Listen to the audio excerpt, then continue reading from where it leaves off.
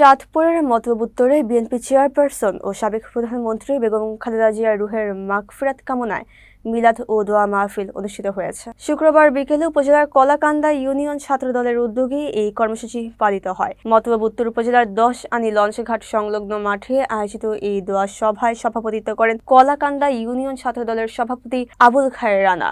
Union ছাত্রদলের যুগ্ম আহ্বায়ক সজীব ব্যাপারীর সঞ্চালনায় অনুষ্ঠানের প্রধান বক্তা হিসেবে বেগম খালেদা জিয়ার রাজনৈতিক জীবন ও অবদান নিয়ে আলোচনা করেন স্থানীয় ছাত্রদল নেতৃবৃন্দ। অনুষ্ঠানে বক্তব্য রাখেন উপজেলা ছাত্রদলের আহ্বায়ক নুরুল হুদা ফয়েজি, সদস্য সচিব জয়নাল পাটোয়ারি পিনু এবং সিনিয়র যুগ্ম আহ্বায়ক সচিব আল ফালাক। এছাড়া পৌর ছাত্রদলের আহ্বায়ক শাকিল খান, সদস্য সচিব ফরহাদ হোসেন সহ বিভিন্ন ইউনিয়ন ছাত্রদলের সভাপতি ও সাধারণ সম্পাদকগণ এই সময় উপস্থিত ছিলেন। বক্তারা দেশনেত্রীর বিদেহী আত্মার শান্তি কামনায় সকলের কাছে দোয়া প্রার্থনা করেন এবং দলীয় আদর্শ বাস্তবায়নে ঐক্যবদ্ধ থাকার অঙ্গীকার ব্যক্ত করেন। আলোচনা সভা শেষে উপস্থিত সকলে সম্মিলিতভাবে বেগম খালেদা জিয়ার রুহের মাগফিরাত এবং দেশের সমৃদ্ধি কামনায় বিশেষ মোনাজাতে অংশ নেন। এতে ছাত্রদলের বিভিন্ন পর্যায়ের বিপুল সংখ্যক নেতাকর্মী শরীক হন।